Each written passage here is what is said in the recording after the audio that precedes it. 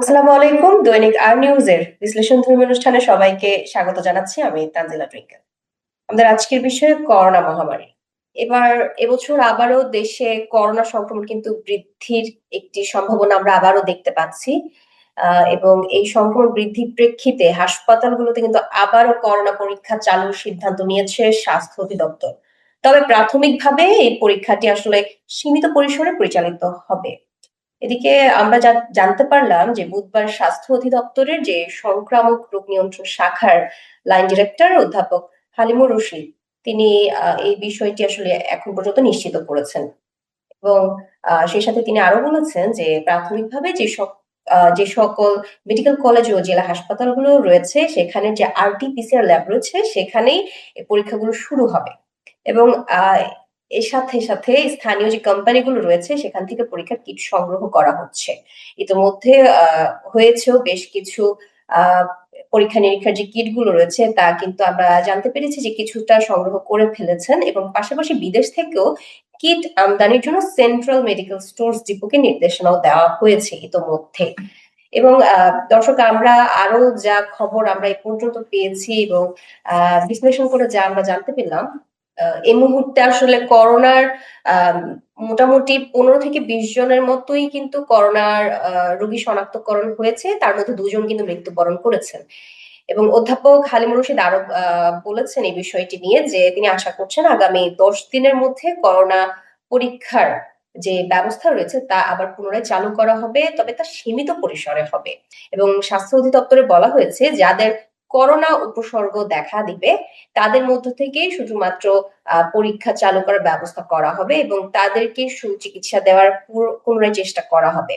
এবং এই বিষয়ে আমরা আরো যা জানতে পেরেছি যে তিনি বললেন যে সংক্রমণের হার যদি আরো বাড়ে সেই ক্ষেত্রে এই পরীক্ষা বা নিয়ন্ত্রণ ব্যবস্থার পরিধিটাকে আরো বাড়াবেন বলে তিনি জানিয়েছেন এবং নিশ্চিত করেছেন এই বিষয়টিকে।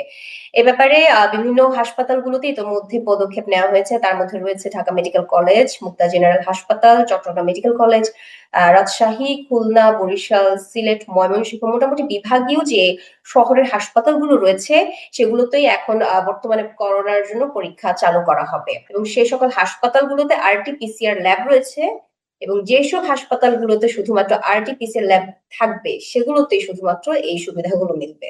তো এই বিষয়ে আসলে এখনকার যে নতুন ভ্যারিয়েন্ট আমরা দেখতে পেয়েছি তোর মধ্যে, এই করোনাতে কিন্তু এখন কোনো উপসর্গ ঠিক মতো দেখাও মিলছে না। কারণ আগে যেমন ছিল যে সর্দি কাশি জ্বর এরকম উপসর্গগুলো দেখা যেত, কিন্তু বর্তমানে যে পরিস্থিতি দাঁড়িয়েছে এই করোনাটি আসলে এমন ভাবে নতুন ভাবে সংক্রমিত হচ্ছে যে মানুষ বুঝে ওঠার আগেই টের পাচ্ছে না যে কতটুকু সিরিয়াস পর্যায়ে চলে যাচ্ছে।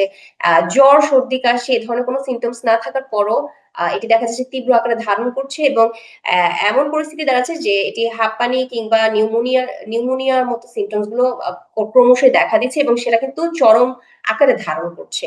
তো এই মুহূর্তে আসলে এই করোনা পরিস্থিতি নিয়ন্ত্রণের আসলে উপায়টি কি সেটি এখনো কিন্তু কোনো ধারণা বা কোনো বিজ্ঞপ্তি ইতোমধ্যে দেওয়া হয়নি। তবে হ্যাঁ, মঙ্গলবার স্বাস্থ্য অধিদপ্তর থেকে পাঠানো করোনা বিষয়ক নিয়মিত যে সংবাদ বিজ্ঞপ্তি সেখানে আমরা জানতে পেরেছি যে দেশে গত 24 ঘন্টায় 101 জনের নমুনা পরীক্ষা করেও সেখান থেকে 13 জনের শরীরে করোনা ভাইরাস শনাক্ত করা হয়েছে, যা অত্যন্ত উচ্চ শনাক্তের হার হিসেবে এই পর্যন্ত গণ্য করা হয়েছে। তবে 24 ঘন্টায় আক্রান্তে কারো কিন্তু মৃত্যুর খবর এখন পর্যন্ত আসেনি। এবং এই ব্যাপারে সতর্ক করার জন্য বর্তমানে স্বাস্থ্য অধিদপ্তর থেকে বিভিন্ন নির্দেশনা দেওয়া হয়েছে এবং মাস্ক পরিধানের জন্য বাধ্যতামূলক করছে ইতোমধ্যে, এবং বিমানবন্দর সহ সব ধরনের যে প্রবেশ পথগুলো রয়েছে এবং হেলথ স্ক্রিনিং অব্যাহত রাখারও নির্দেশনা দেওয়া হয়েছে। তো এই ধারা যদি অব্যাহত থাকে, আসলে বিশেষজ্ঞরা বলছেন যে দেশে আবারও করোনা ভাইরাস কিন্তু ছড়িয়ে পড়ার আশঙ্কা রয়েছে, এবং আগাম সতর্কতা হিসেবে করোনা পরীক্ষার যে চালু করার যে সিদ্ধান্তটি নেওয়া হয়েছে এটি আসলে এই সবকিছুর উপরেই কিন্তু নির্ভর করছে। তো দর্শক, এই পর্যন্ত আমাদের হাতে আসলে এই তথ্যগুলো এসেছে। তো এখন নতুন যে করোনা ভ্যারিয়েন্ট আমরা দেখতে পেয়েছি এটি নিয়ে আসলে বলার কিছু নেই, তবে এতটুকুই বলবো এখন করোনা এমন একটি মহামারী যা আসলে কখন যে জটিল আকারে ধারণ করে এটা আসলে বলার অপেক্ষাই থাকে না।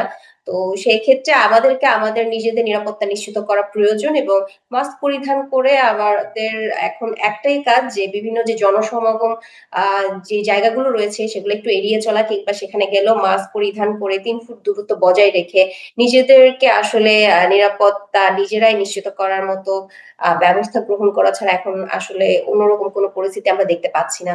তো দর্শক ভালো থাকুন, সুস্থ থাকুন এবং মাস্ক পরিধান করুন।